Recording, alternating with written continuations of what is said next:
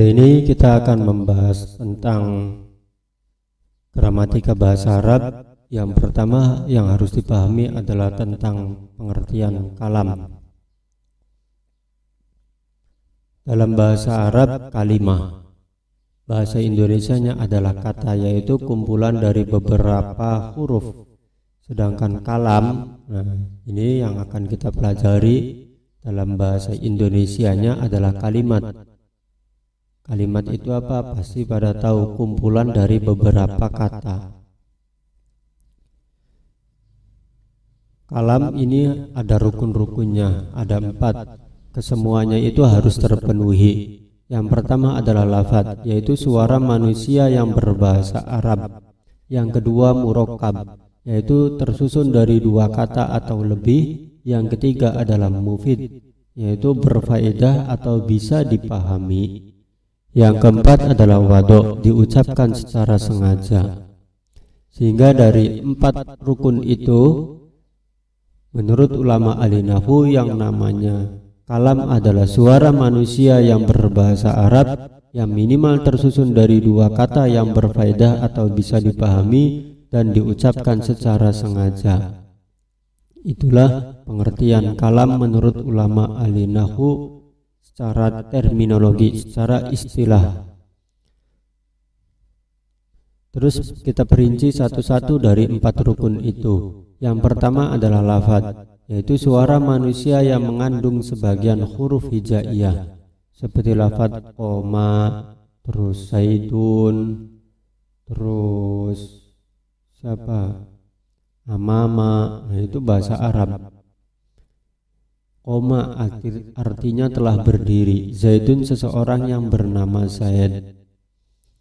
Sehingga dari pengertian lafadz itu, ya suara manusia yang mengandung sebagian huruf hijaiyah, ini tidak bisa disebut lafadz, yaitu tulisan spanduk, banner dan lain sebagainya, atau isyarat. Kenapa? Karena tidak bersuara. Ada juga selain suara manusia, ini tidak bisa dikatakan lafadz. Misalnya suara burung beo. Walaupun burung beo bisa mengucapkan la ilaha illallah, la ilaha illallah, atau suara bahasa Arab yang lainnya, ini tidak bisa dikatakan sebagai lafadz. Karena apa? Karena tidak diucapkan oleh manusia. Yang kedua, rukunnya kalam adalah murokkab, yaitu tersusun dari 2 kata atau lebih. Jadi minimal tersusunnya dari 2 kata. Kurang dari 2 kata ya belum dikatakan kalam, masih kata namanya, tidak bisa dikatakan kalimat. 2 kata itu bisa berupa jumlah ismiyah, yaitu jumlah yang terdiri dari mubtada dan khobar, seperti lafadz zaidun qaimun, zaidun sebagai mubtada, qaimun sebagai khobar. Zaidun qaimun artinya adalah Zaid adalah orang yang berdiri. Bisa juga berupa jumlah fi'liyah. Jumlah fi'liyah itu ada 2. Bentuknya bisa fi'il dan fa'il, seperti lafadz qoma zaidun. Qoma kalimat fi'il sebagai fi'il, kalimat fi'il, zaidun sebagai fa'ilnya, Zaid telah berdiri. Bisa juga berupa fi'il dan naibul fa'il, seperti lafadz nusyira zaidun. Nusyira sebagai fi'il, zaidun sebagai naibul fa'il, artinya Zaid telah ditolong. Tidak termasuk murokkab. Beberapa kata yang bukan berupa susunan jumlah ismiyah atau jumlah fi'liyah, seperti lafadz koma.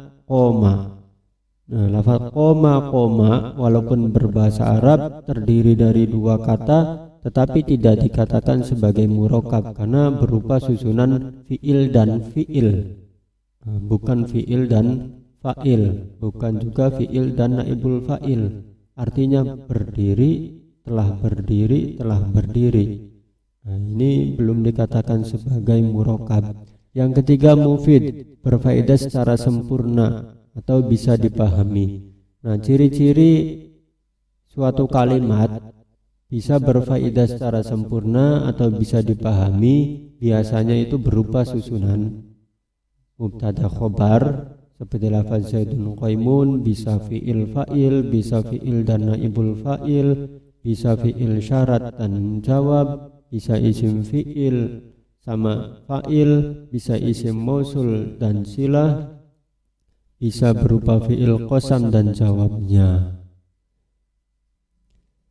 Tidak termasuk mufid. Tidak termasuk mufid setiap kalimat yang tidak bisa dipahami.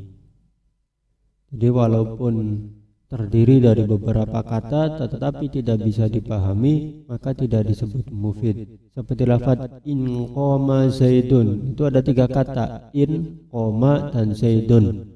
Walaupun terdiri dari 3 kata, sudah murakkab tapi tidak mufid karena tidak bisa dipahami. In qoma zaidun, apabila Zaid berdiri. Nah iya, kalau Zaid berdiri itu apa? Mau ngapain? Nah ini kan nggak bisa dipahami. Kalau ditambahin koma amrun, kalau Zaid berdiri, Umar pun ikut berdiri, maka itu baru bisa dipahami. Yang keempat, wado. Wado berbahasa Arab dan diucapkan secara sengaja, seperti lafaz qoma Zaidun. Nah itu jelas bahasa Arab, terus harus diucapkan secara sengaja. Kalau tidak diucapkan secara sengaja, maka tidak dikatakan wado. Bukan kalam suara manusia yang berbahasa Arab. Misal bahasa Indonesia, bahasa Inggris, walaupun panjang, terdiri dari banyak kata, banyak kalimat, ya maka tidak dikatakan sebagai wado karena bukan berbahasa Arab. Terus ucapannya orang Iko, nah ini tidak dikatakan sebagai wado karena ucapannya tidak disengaja.